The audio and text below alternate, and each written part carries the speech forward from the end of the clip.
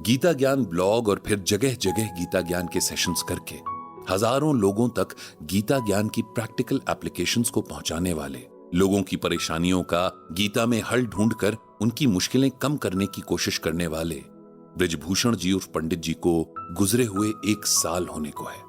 पंडित जी ने जब शरीर छोड़ा था तब उनके परिवार ने उनके ब्लॉग को पढ़ने वालों से एक प्रॉमिस किया था कि गीता ज्ञान को समझने और जिंदगी में उतारने की ये जर्नी यहां खत्म नहीं हुई, बल्कि नई एनर्जी और डिटर्मिनेशन के साथ शुरू होगी।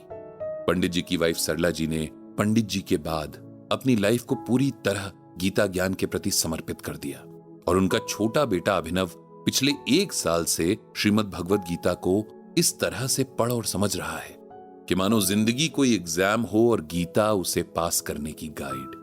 मैं हूं आरजे पीयूष और आप सुन और समझ रहे हैं कुकू एफएम पर श्रीमद् भगवद गीता के जरिए एक अच्छे बिजनेसमैन और इंसान बनने के गुण। तो पंडित जी के बेटे अभिनव का झुकाव बचपन से ही स्पिरिचुअलिटी की तरफ था। घर पर भी जब भी उसे मौका मिलता तो अपने पापा यानी पंडित जी के पास बैठकर देवी देवताओं, धर्म कर्म की बातें करता, कहानियां सुनता। पंडित जी जब गीता पाठ करते तब अभिनव उनके पास बैठकर बड़े ध्यान से ये सब सुनता। उसके अंदर दुनिया और दुनिया से परे जो कुछ भी है उसे समझने की एक भूख थी, जो उम्र के साथ शांत होने की जगह बढ़ती ही गई। कोविड पैंडेमिक में जब लॉकडाउन हुआ तब उसने इस टाइम का फायदा उठाया और पंडित जी से गीता में भगवान कृष्ण की कही बातों को बहुत गहराई से समझा और यहीं से उसकी लाइफ में एक बहुत बड़ा चेंज आया। उसे रियलाइज हुआ कि गीता ज्ञान को समझने के बाद वो एक बेहतर इंसान बना है और अब उसका फर्ज है कि वो इस दुनिया को बेहतर बनाने में कंट्रीब्यूशन दे। अभिनव ने पंडित जी के गीता ज्ञान ब्लॉग को बंद नहीं होने दिया, बल्कि इतना अच्छे से मैनेज किया कि न सिर्फ ब्लॉग की रीच बढ़ गई, साथ ही यंगस्टर्स यानी यूथ में भी इसकी पॉपुलैरिटी जबरदस्त हो गई।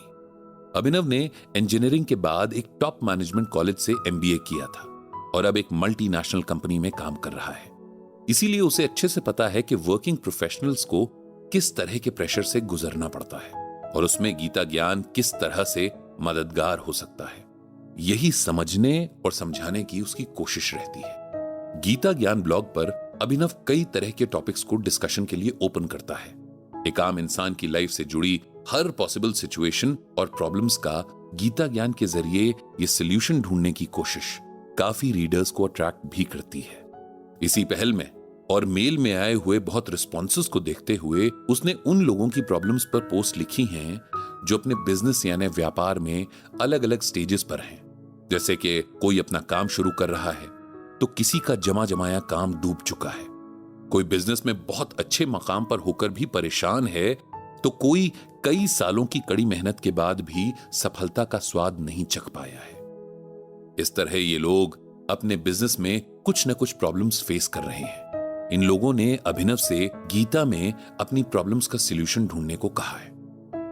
अभिनव ने श्रीमद् भगवद गीता और पंडित जी के गीता पर बनाए तमाम नोट्स को पिछले 1 साल में जैसे घोट के पी लिया है, लेकिन गीता को सही तरह से समझने के लिए यह बहुत कम वक्त है।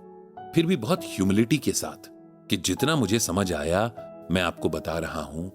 अभिनव ने इन लोगों की प्रॉब्लम्स का गीता में सॉल्यूशन ढूंढने की कोशिश की है। कई बार ऐसा भी होता है कि हमारे बहुत करीबी लोग, जिनके बारे में हम दावा करते हैं कि हम इन्हें बहुत अच्छे से जानते और समझते हैं, किसी टफ सिचुएशन से गुजर रहे होते हैं, किसी मुश्किल काम, किसी मुश्किल डिसीजन में सलाह ढूंढ रहे होते हैं, कंफ्यूज्ड होते हैं, लेकिन हम समझ ही नहीं पाते। फोन कॉल पर या पर्सनली मिलने पर अगर सामने वाला कह दे कि वो ठीक है तो उसकी बात को सच मान लेते हैं, उनकी आंखों में झांकने की कोशिश नहीं करते, उसके चेहरे पर झूठी मुस्कान के नीचे दबी हुई उदासी नहीं देख पाते। ऐसा ही कुछ अभिनव के साथ भी हुआ।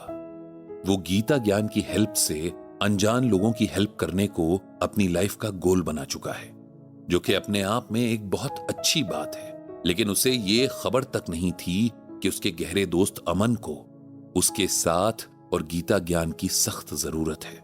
वो तो अमन की वाइफ ऋचा ने एक दिन अभिनव को कॉल किया और अमन के बारे में वो सब बताया जिससे अभिनव अनजान था, वरना उसे तो पता ही नहीं चल पाता। अमन और अभिनव तब से दोस्त हैं जब दोनों ठीक से अपना नाम भी नहीं बता पाते थे। स्कूल के पहले दिन जब टीचर ने दोनों को एक साथ बिठाया, बस उसी पल से उनके बीच एक अटूट बॉन्ड बन गया था, जो वक्त के साथ और मजबूत होता गया। अमन बहुत इंटेलिजेंट था।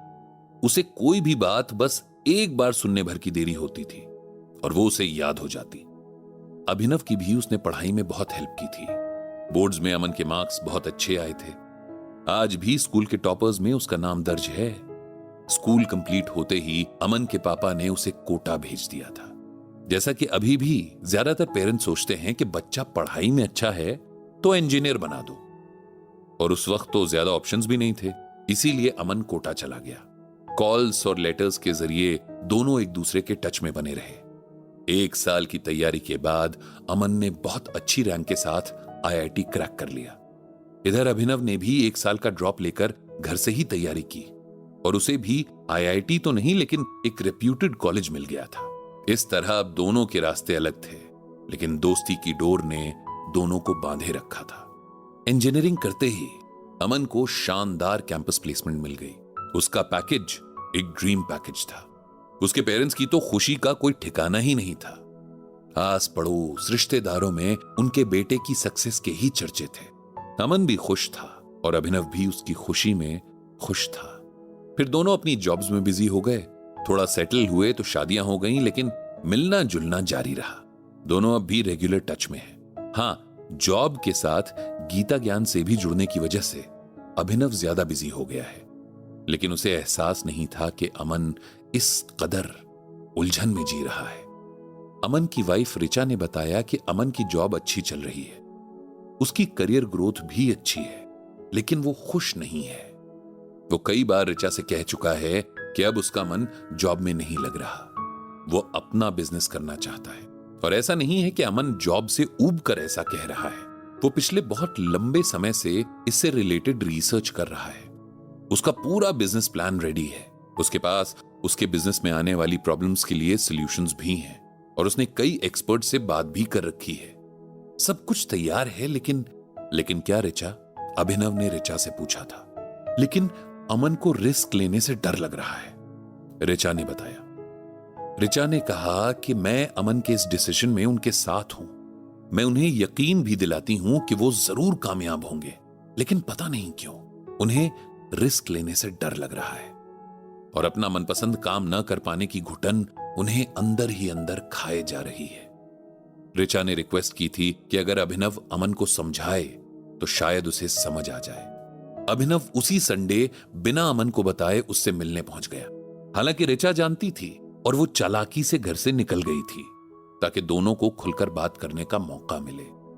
अमन बहुत गर्मजोशी से अभिनव से मिला। थोड़ी देर इधर उधर की बातों के बाद अभिनव ने अमन से सीधे पूछ ही लिया कि उसे अमन परेशान लग रहा है और ये बात उसे भी परेशान कर रही है कि वो अपने दोस्त की हेल्प नहीं कर पा रहा। अभिनव के इस अपनेपन से अमन का मन भीग गया। उसने अब खुलकर अभिनव को बताना शुरू किया कि इतने साल कॉर्पोरेट में काम करने के बाद उसे समझ आ गया है कि इस काम में उसकी खुशी नहीं है। वो अपना बिजनेस शुरू करना चाहता है, लेकिन उसे रिस्क से डर लगता है। कैसा डर? अभिनव ने पूछा। अमन ने कहा, यार तू तो जानता है सोसाइटी में, फैमिली में मेरी एक इमेज है कि मैं बहुत सक्सेसफुल हूं। मुझे डर लगता है कि अगर मैंने जॉब छोड़कर बिजनेस शुरू किया और उसमें इतना कामयाब नहीं हुआ तो लोग मजाक बनाएंगे। मुझे अपनी इमेज टूटने का रिस्क लेने में डर लगता है। फिर जब से जॉब लगी है, लाइफ में सब कुछ बहुत कंफर्टेबल है। फैमिली को भी लग्जरीज की आदत पड़ चुकी है। आगे बच्चे होंगे तो उन्हें भी सब कुछ चाहिए होगा। अगर उस टाइम पर मैं प्रोवाइड ना कर पाऊं तो क्या होगा? बस जब इन्हीं रिस्क्स को कैलकुलेट करता हूं तो डर जाता हूं यार। तुम ये समझ लो कि मैं हमेशा कामयाब हुआ हूं, इसीलिए अब इस एज में आकर फेल होने का रिस्क लेने से डरता हूं। अमन की बातें सुनकर अभिनव उसके सारे डर समझ गया था और यह भी समझ गया था कि बिना इनसे बाहर निकले वो ना तो अपना काम शुरू कर पाएगा और ना ही सुकून से रह पाएगा। इसीलिए अभिनव ने अमन को समझाना शुरू किया। उसने कहा कि हम रिस्क लेने से डरते हैं क्योंकि हम चीजों से, लोगों से अटैच्ड होते हैं। हमारे ये अटैचमेंट्स हमें हर वो काम करने से रोकते हैं जिसमें जरा भी जोखिम हो। लेकिन तुम ये सोचो कि आखिर जोखिम किस काम में नहीं है। पैदा होने से लेकर मरने तक हम हर सांस के साथ कोई ना कोई रिस्क उठाते ही हैं। मां के गर्भ में सुरक्षित पल रहे बच्चे के लिए बाहर की दुनिया में तमाम रिस्क हैं, लेकिन अगर जिंदगी पानी है तो इनका सामना तो करना ही पड़ेगा। चलना सीखना है तो गिरने का रिस्क है, खाना है तो चोक होने का रिस्क है, पढ़ना है तो फेल होने का रिस्क है। लेकिन अगर हम रिस्क से ऐसे ही डरते रहे तो हम कुछ भी नहीं कर पाएंगे। तुम अपने पापा के पीएफ फंड का पैसा लेकर कोटा गए थे, वहां भी तो फेल होने का डर था और उनकी इकलौती सेविंग के डूबने का भी रिस्क था। लेकिन उन्होंने तुम पर और तुमने उन पर भरोसा किया और तुम कामयाब हुए। अभिनव ने आगे कहा कि श्रीमद् भगवद गीता में भगवान ने हम इंसानों की हर प्रॉब्लम का सॉल्यूशन बताया है और बहुत अच्छे तरीके से बताया है ताकि हम उसे अपनी लाइफ में अप्लाई भी कर सकें। भगवान कहते हैं कि योगस्थः कुरु कर्माणि संग त्यक्त्वा धनंजय सिद्ध्य सिद्ध्योः समो भूत्वा समत्वम योग उच्यते। यहां भगवान कहते हैं कि हे धनंजय, आसक्ति को त्याग कर तथा सिद्धि और असिद्धि में संभाव होकर योग में स्थित हुए तुम कर्म करो। यह संभाव ही योग कहलाता है। इसे सिंपल वर्ड्स में समझते हैं। भगवान यहां कर्म के बारे में बता रहे हैं। यह तो अटल सत्य है कि हम सबको अपना अपना कर्म करना है। बिना कर्म किए हम रह नहीं सकते हैं। तब कर्म करने का सही तरीका क्या है? भगवान ने कहा है कि हर तरह के अटैचमेंट्स को छोड़कर हर सिचुएशन में एक जैसा रहते हुए, मतलब जीत मिले तो खुशी से नाचे नहीं और हार मिले तो रोए नहीं, हर हालात में एक जैसे रहकर अपना काम करते चले जाना चाहिए। यही कर्म योग है। तुम कहते हो कि तुम अपना बिजनेस शुरू करना चाहते हो, लेकिन रिस्क लेने से डरते हो, जबकि बिना रिस्क लिए तो कोई भी बिजनेस ना शुरू किया जा सकता है और ना ही चलाया जा सकता है। इसीलिए भगवान श्री कृष्ण कहते हैं कि गीता ज्ञान और खुद पर भरोसा करते हुए सारे अटैचमेंट्स को छोड़कर और हर सिचुएशन में एक जैसा रहकर अपना कर्म करो। अपना बिजनेस जरूर शुरू करो, लेकिन सबसे पहले यह भी एक्सेप्ट करो कि इसमें रिस्क तो रहेगा। तुम्हें नए लोगों पर भरोसा करना पड़ेगा, जिसके टूटने का खतरा भी हमेशा रहेगा। शायद तुम्हें मनचाही शुरुआत भी ना मिले और बहुत स्ट्रगल भी करना पड़े। इसके लिए भी रेडी रहना पड़ेगा। जो भी अपना काम शुरू करता है उसे बहुत सारी गलतियां करने के बाद ही बहुत चीजें समझ आती हैं। लोग ऐसे ही आगे बढ़ते हैं और कामयाब होते हैं। रिस्क से ना डरने का मतलब ये नहीं कि आप बिना सोचे समझे काम करें। एक अच्छे बिजनेस की शुरुआत हमेशा अच्छी रिसर्च से होती है। इससे आपके रिस्क भी कम होते हैं। अपने कंपटीशन की अच्छी समझ होनी चाहिए ताकि आप खुद को बेहतर बना सकें। लोगों के साथ अच्छे रिलेशन मेंटेन करना आना चाहिए, जिसमें आपकी कम्युनिकेशन स्किल्स काम आती हैं। और सबसे जरूरी है कि आपको आपके काम से प्यार होना चाहिए ताकि आप लंबी रेस में दौड़ पाएं। इतिहास गवाह है और ऐसे अनगिनत एग्जाम्पल्स हैं जब लोगों ने अपने पैशन को फॉलो करने के लिए अपना सब कुछ दांव पर लगा दिया और खुद को साबित किया। जैसा कि भगवान श्री कृष्ण ने गीता में कहा है कि अपना काम करते हुए जो भी सिचुएशन मिले उसमें अपने मन को डगमगाने नहीं देना है। हार जीत, सक्सेस या फेलियर जो भी हो, हमें अपने काम से हटना नहीं चाहिए। सही रास्ते पर चलते रहें तो वही रास्ता हमें हमारी मंजिल तक लेकर जाएगा।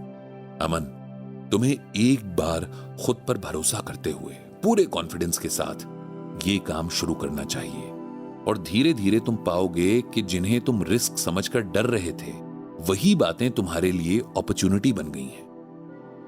मैं तुम्हें शुभकामनाएं देता हूं और भगवान श्री कृष्ण से प्रार्थना करता हूं कि तुम्हें शक्ति दें और तुम्हारा साथ भी दें। यह कहकर अभिनव ने अमन को गले से लगा लिया। अमन का मन भी जैसे एकदम हल्का हो गया था।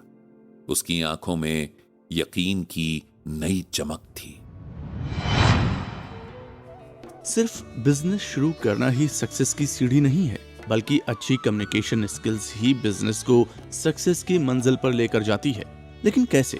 आखिर किस वजह से अभिनव ने कम्युनिकेशन को बिजनेस में सक्सेस की चाबी बताया है और श्रीमद् भगवत गीता हमें किस तरह से कम्युनिकेशन की जरूरत को समझाती है। आइए जानते हैं अगले एपिसोड में।